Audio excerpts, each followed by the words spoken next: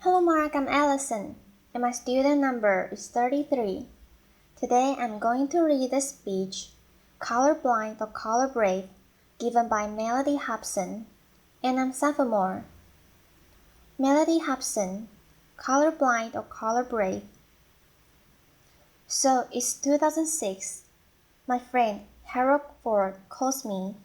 He's running for U.S. Senate in Tennessee, and he says, Mellody, I desperately need some national praise. Do you have any ideas? So I had an idea.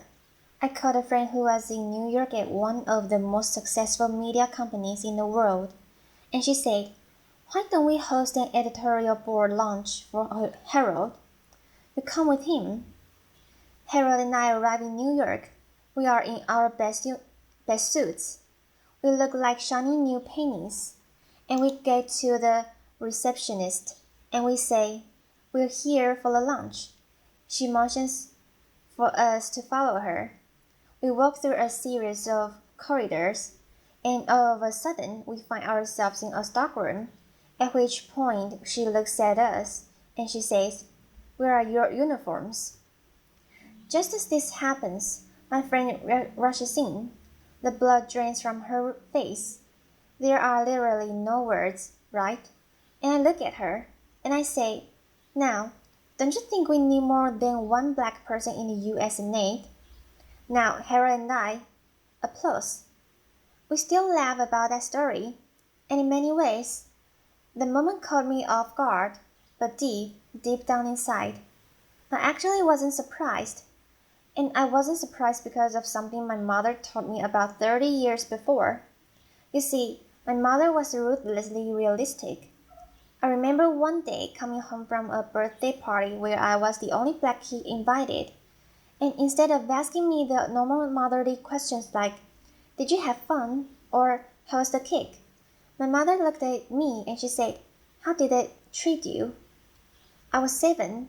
I did not understand. I mean, why would anyone treat me differently? But she knew. And she looked me right in the eye and she said, they will not always treat you well. Now, race is one of those topics in America that makes people extraordinarily uncomfortable. You bring it up at a dinner party or in a workplace environment, it is literally the conversational equivalent of touching the third rail. There is shock, followed by a long silence. And even coming here today, I told some friends and colleagues that I plan to talk about race. And they warned me, they told me, don't do it, that there'd be huge risks in me talking about this topic, that people might think I'm a militant black woman and I will ruin my career. And I have to tell you, I actually for a moment was a bit afraid. Then I realized the first step to solving any problem is to not hide from it. And the first step to any form of action is awareness. And so I decided to actually talk about race. And I decided that if I came here and shared with you some of my experiences, then maybe we could all be a little less anxious and a little more bold in our conversation about race. Now I know there are people out there who will say that the election of Barack Obama meant that it was the end of racial discrimination for all eternity, right? But I work in the investment business, and we have a saying, the numbers do not lie. And here, there are significant quantifiable racial disparities that cannot be ignored. In household wealth, household income, job opportunities, health care. One example from corporate America, even though white men make up just 30% of the US population, they hold 70% of all corporate board seats. Of the Fortune 250, there are only 7 CEOs that are minorities. And of the thousands of publicly traded companies today, thousands, only 2 are chaired by black women. And you're looking at one of them, the same one who, not too long ago, was nearly mistaken for kitchen help. So that is a fact.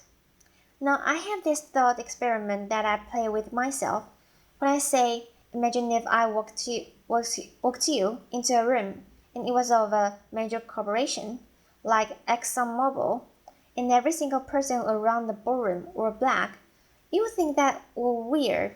But if I walked you into a Fortune 500 company, and everyone around the table is a white male, when will it be that we think that's weird too? And I know how we got here. Applause. I know how we got here. There was institutionalized and one-time legalized discrimination in our country. There's no question about it.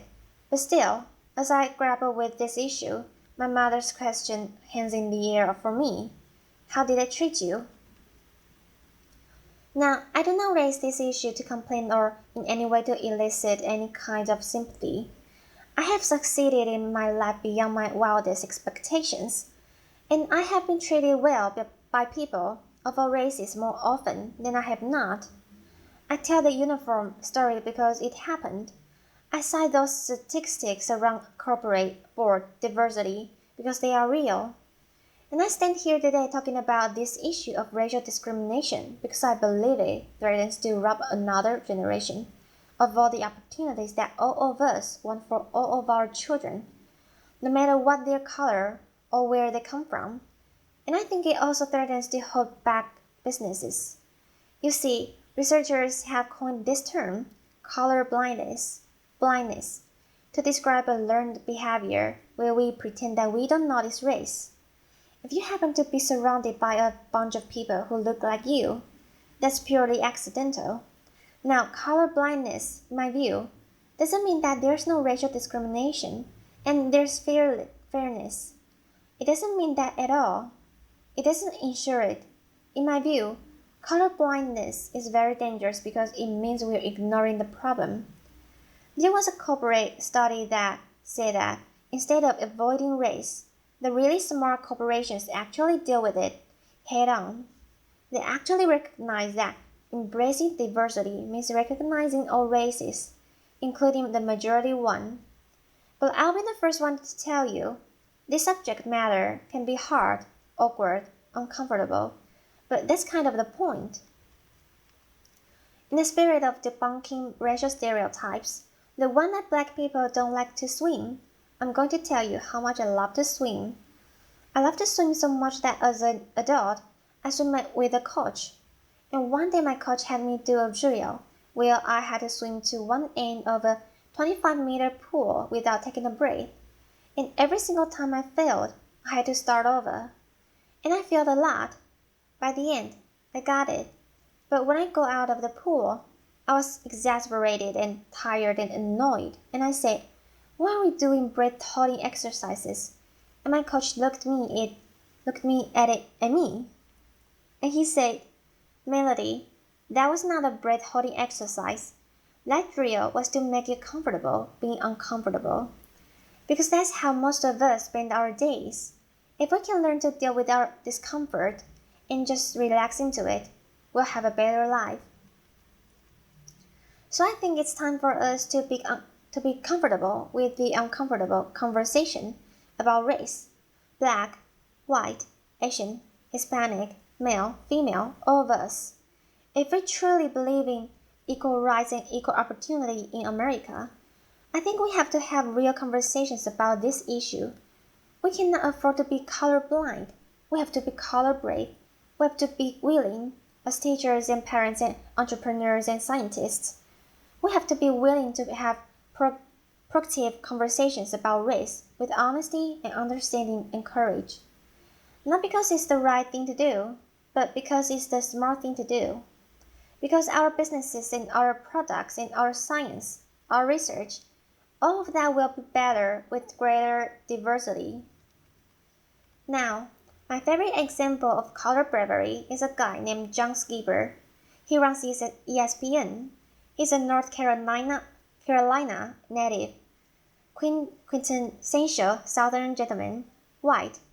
He joined ESPN, which already had a culture of inclusion and diversity, but he took it up a notch. He demanded that every open position have a diverse slate of candidates.